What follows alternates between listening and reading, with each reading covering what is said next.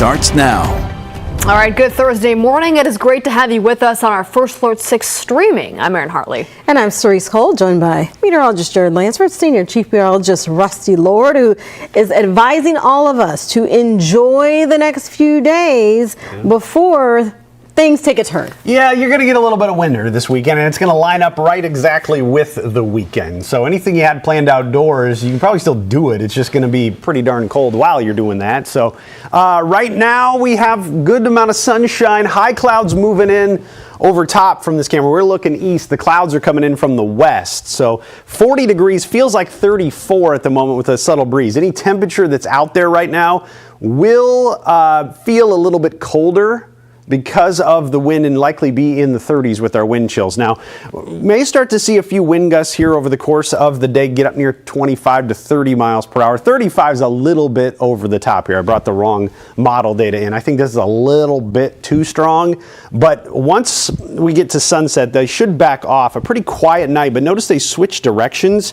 They'll be out of the west by early tomorrow morning, and that comes with the changes over the next 24 hours. So we'll have quite a few high clouds during the day today, with temperatures in the 40s this morning. Notice by noon we're up into the 50s, and we should be able to reach the 60s pretty easily, even with the clouds. Yeah, we're going to have more clouds but warmer air in place today, essentially, with that south wind. So yesterday was sunshine and 50s. Today it's more high clouds and 60s on the way. By 5 o'clock we're at 62, and then falling off into the evening and overnight hours, and clearing out too. So at a quieter night, you can see from the northwest, this little complex here could be a couple of sprinkles early tomorrow morning. We'll watch to see if that can materialize.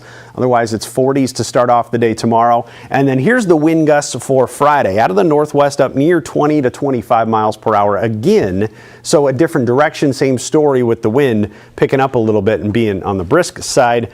Then Saturday, 47 for the high. That's in the morning, and then we have some snow potential to talk about. Yeah, it'd be rain in the morning. Everything about this system on Saturday has been going faster and faster, getting in here sooner and sooner. So through about 9, 10 o'clock in the morning, I would expect anything in our area to be rain, snow to the north. And that won't even be rain for everybody. Just spotty showers, mostly north of I-80. But then watch what happens as we go through Saturday afternoon. We paint a little bit of snow in our northern counties and struggle to add much more south of that. And that's why I think the amounts are going to be pretty limited over much of the area with this system. A lot of it will either melt as it falls or melt when it hits the ground. So we'll call it a dusting, maybe a melting dusting. I'm trying to find a good way to describe it. It probably won't be a big impact, but the best odds to get something sticking and adding up a little bit with an inch or less, Denison, Carroll, Harlan could get a little bit more north of I-80 on the Iowa side. That's your best bet to see some of this stick a little bit more than everybody else. So that's what we're looking at here with this round of snow. I don't foresee it being a huge issue, but it's the first one. It's November. People are probably going to notice. Okay, dipping into next week. Yeah. Are those colder temperatures going to persist? It looks like it's a short little window, which is good news. That's why we're really highlighting it for this upcoming weekend, those First Alert 6 weather days. So 47 degrees for that high temperature Saturday. That's sometime in the morning. Then the temperature falls off to 24 by Sunday morning. Struggles to rebound much on Sunday, and then falls off again Sunday night. So we get our first widespread hard freeze Sunday morning, 24. Wind chills will be noteworthy. The strongest wind comes Saturday night into Sunday, and then it persists most of Sunday before it relaxes a little bit, but that's going to produce some wind chills. So here's where the temperatures go. Notice down in the 20s Sunday and Monday. And then, like Aaron was asking, they rebound greatly. Lows back near 40 by Wednesday, similar to what we're having this morning. But look what happens with those feels-like temperatures. Those wind chills, by 2:30 in the morning on Sunday, we're talking near 20. And by 6 to 7 o'clock in the morning on Sunday, near 10 degrees before they start to rebound. And I think the best the wind chills will be on Sunday will probably be in the 20s. Now, less wind, colder air Monday morning. We rebound pretty quickly Monday, and then a lot of 60s beyond that. So the second half of the 10-day has a lot of fall warmth still left over. So we're looking at things dropping off Saturday and then really trying to rebound as early as Monday. So short-lived window here.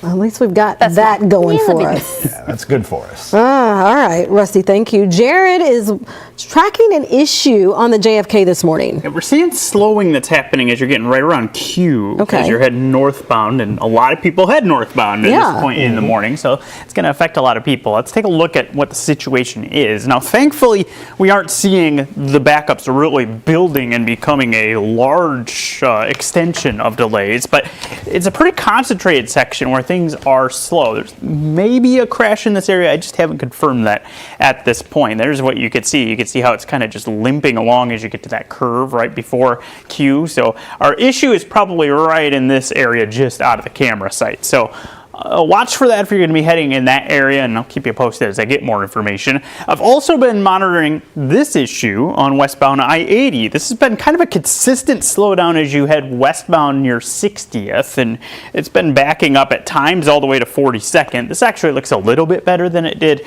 not too long ago, but it's still going to be something you want to watch out for as you head into that area on westbound I-80. Right around 60th or so is where the biggest of those delays are in place. Also watching this construction zone. This is center where we've been giving you the first alert to some construction with varying lane restrictions between 42nd and right around that Saddle Creek intersection. Notice how slow it is as you're getting into that zone. That's something you're going to want to watch out for here if you're heading into that area this morning. Those are the areas we're seeing the biggest problems. You can see that most of the rest of the map is looking pretty green. Always a good sign as we're getting things up and running, but we do have to watch that area on the JFK and the area on I-80, and hopefully with both of those, next time we check in about 10 minutes, I'll have some more information or even be able to say, hey, it's clear. All right, we'll check in with you shortly, Jared. Thank you. Under this morning, Omaha police need your help identifying the woman in this video. So check out your screen there. Police say she is a theft suspect. If you recognize her, you can either call Omaha Crime Stoppers or you can send an anonymous tip online. Tips leading to her arrest are eligible for a cash reward. Police also need your help in finding this woman, 29-year-old. You're about to see her in a second. There she is, Lachelle Spencer, wanted for second-degree assault. If you know her or you know where she might be, call or leave a tip online. We do have an update to breaking news this morning. We have more details on that shooting that left one person hurt. Investigators say two people were in a car near 31st and Parker when another car pulled up alongside them. Well, people inside the second car started shooting, injuring a 29-year-old woman. Police say she is expected to survive. Now to the safety desk with Maria Cade with how you can help someone during a seizure, a very serious episode. Yeah, an epilepsy diagnosis, it can really happen to anybody at any point in their life. So it's something that you always want to keep in the back of your mind. It is a brain disorder that causes recurring unprovoked seizures. And experts say that there are 3 S's that you're going to want to remember for seizure care. So the first S is for stay. You want to remain calm and stay with the person who is having that seizure. If it's gone on for longer than 3 to 5 minutes, doctors say you want to call 911 right away. Another S is for side. If that person is not awake and aware, you want to turn them onto their side. That if there's any sort of emesis or vomit or spit comes out of their mouth rather than make back into their lungs. Now the last S is for safe, so you want to keep the person safe by moving them away from anything that could be harmful, any sharp objects that are in the room where they are. All right, now to the newest recall that may be including items inside your freezer. And heads up, this is not shrimp. No, we talked about that many times. This one's a little bit more sweet. So the recall is for the Haagen-Dazs dark chocolate mini ice cream bars. They're sold in the 6-count package.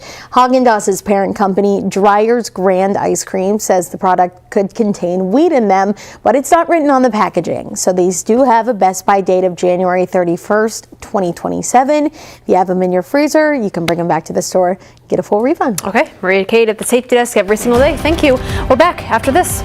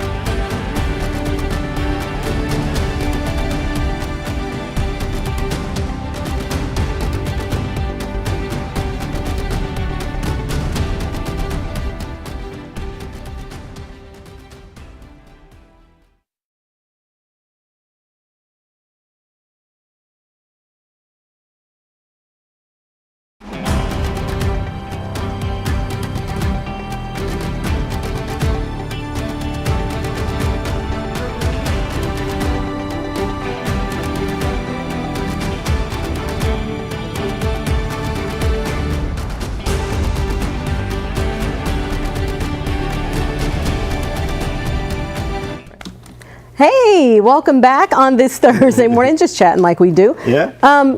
Okay, so today, not so bad. This morning, a little on the chilly side, though. That's the thing. You're still going to want a coat of some sort, Yes. but these are two of the pretty good days we're going to have in the short term, today and tomorrow. So you got 30s out the door. Just any wind whatsoever is going to put the wind chills down in the 30s regardless of your temperature. Yeah, there are a couple of 40s on the map as of right now. Clouds are moving in, so you can see it's bumped the numbers up into the 40s in most of Nebraska, some 30s on the Iowa side. Winds starting to pick up too, out of the south 5 to 15 miles per hour. So those are trying to increase, and some gusts near 20 miles per hour, then pick up into the afternoon up near 25 miles per hour. Those will relax. They're out of the south today, they're out of the northwest tomorrow, and could hit 30 miles per hour at times on Friday. They relax overnight Friday, and the wind direction and the speed become important again over the weekend. An east wind Saturday morning will become northwest by the afternoon. Not incredibly strong, though, until the overnight. You got to get to 10, 11 o'clock before that starts to pick up and gusts up over 30s, probably 30 to 35 pretty easily. Some isolated 40-mile-per-hour gusts just driving the cold air our way for a day, especially on Sunday. And those gusts persist through the afternoon. Could have 30 to 35 mile per hour gusts on Sunday. It's going to be a breezy one all the way around. Then that system that's causing the wind, you can see what it does with our precipitation. Some spotty showers in the morning Saturday. This just keeps arriving earlier and earlier on models. Every day we get in, we're like, oh, okay, now it's coming in the morning. So it looks like by 11, 12 o'clock, we'll get a little wet snow mixing in.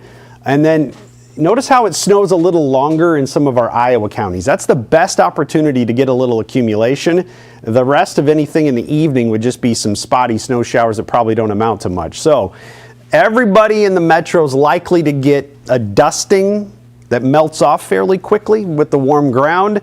Best odds for some accumulation are to the northeast, where we could have a slushy inch, and that's part of our first alert weather days. They're really driving the cold. Northwest winds Saturday night bring the cold air in for Sunday morning after that system, and we're talking air temperatures down in the 20s for a couple of mornings, Sunday and Monday. The strongest wind likely to be Saturday night into that Sunday morning, and look what it does with our wind chills.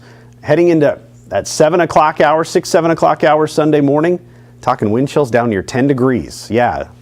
It feels like 10 degrees as you're waking up, and then by Sunday afternoon those numbers rebound a little bit, but I think 20s will be the best we can do for a wind chill on Sunday. Yeah, it's going to be a chilly day, only a high of 37 on Sunday, the way things are looking at this point. So a couple of cold mornings there. Monday morning actually is going to be a little colder, but we'll have less wind to go along with that one. Okay, but is the November trend, I guess the early first half of November, going to be that cold trend that we're experiencing for the weekend? Fortunately, no. We got a little blip here for about 48 to 60 hours. Everything else trends warmer than average. We've been pretty mild to start, a lot of 50s, 60s, even made a run at 70. Look at what the second half of the 10-day holds, a lot of 60s next week, and then even beyond. And get towards November 20th, we're 2/3 of the way through the month, and I think warmer than average is really going to win out over a large portion of the country. So not a lot's changed in that regard. It's all about this short window for cold. It's tough to find a colder blast of air any time in the next 2 weeks aside from this one we're going to have here this upcoming weekend. We'll just get it in and get it over with. Yep. A quick We're mover. back up. We'll be fine. We'll be fine.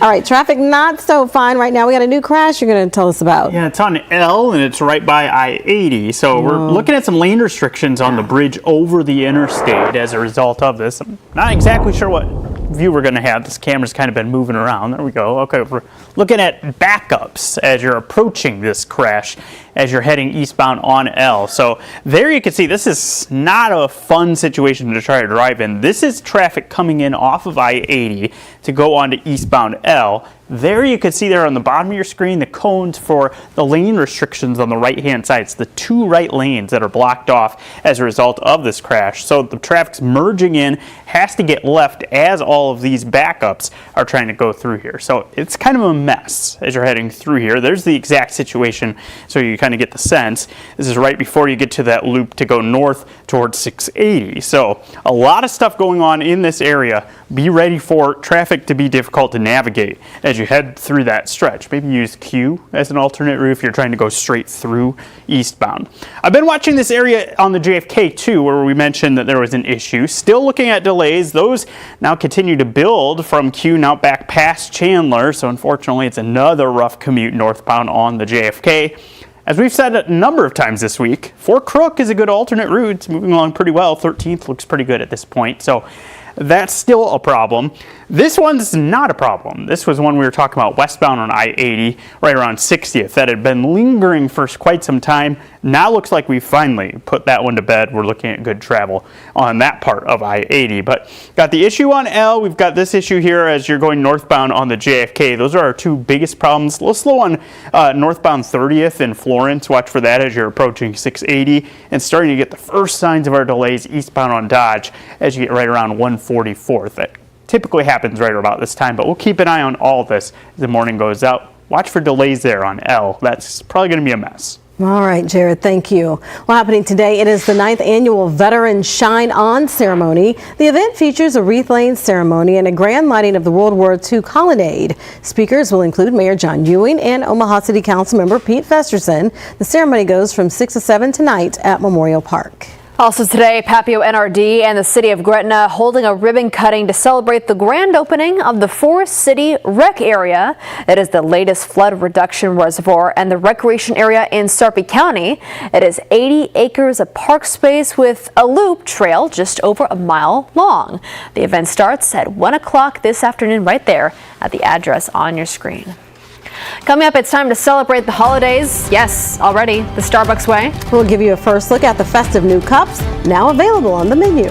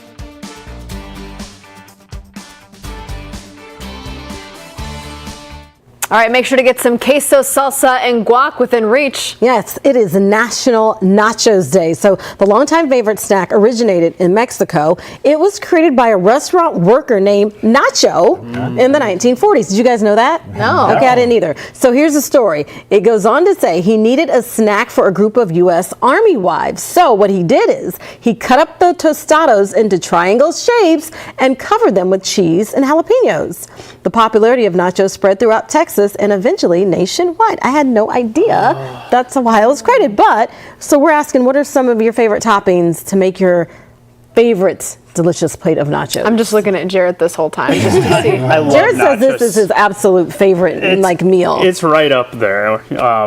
You could do the traditional, you could do barbecue nachos. There's so many options, and I love them all. We do some pulled pork nachos sometimes. Yeah, you can make it however you want it. Getting the perfect chip with all the right proportions and ingredients on it. It doesn't happen all the time, but you get it, it's good.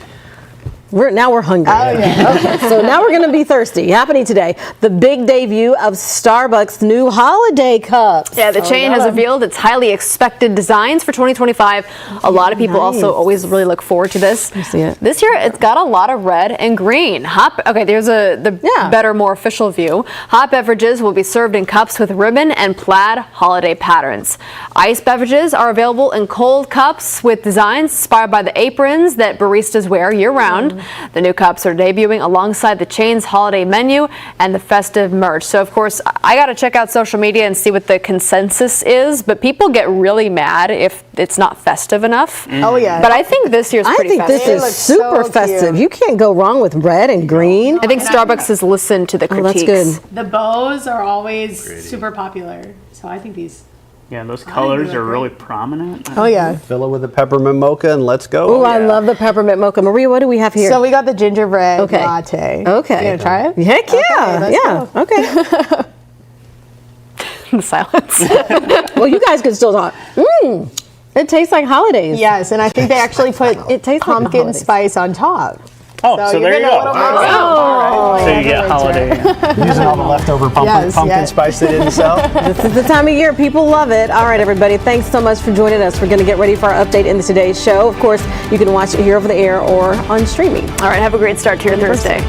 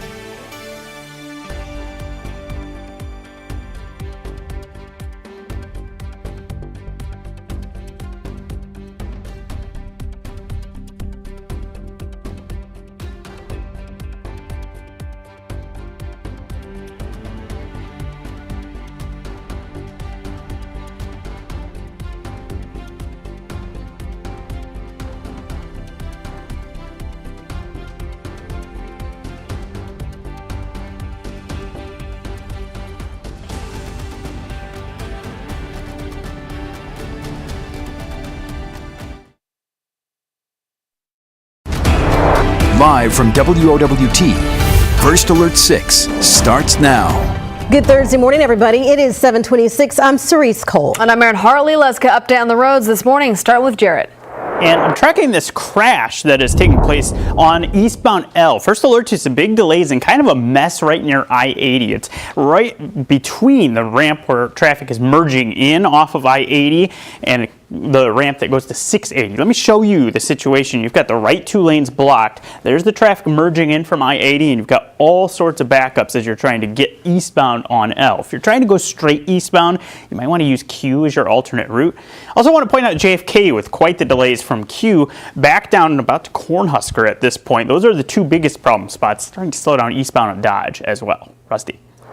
Thanks, Jared. Temperatures have fallen to near 40 degrees this morning after low last night while you were sleeping, about 33. They've been rising actually a little bit ever since about the 1 o'clock hour. We're at 40 right now with the south breeze helping to bring the temperature up. And you see widespread 5 to 15 mile per hour winds that are trying to gust a little higher. And they could go 20 to 25 through the course of the day today. So a little bit on the breezy side. They back off some tonight. But overall, you can see the high clouds streaming in from the west as our next system arrives. 64 degrees for that high temperature today. Yes, more clouds and more warmth. So the 58 and sunshine yesterday improves a little bit today. 65 on Friday, 47 Saturday. That 47 is in the morning, falling temperatures. A little rain to snow there as well on that First Alert 6 weather day. Aaron? Fabio NRD and City Gretna holding a ribbon cutting today to celebrate the grand opening of the Forest City Rec Area. It is the latest flood reduction reservoir and the recreation area in Sarpy County. Well, it is 7:28. We're back with another update for you in 25 minutes. We'll see you then.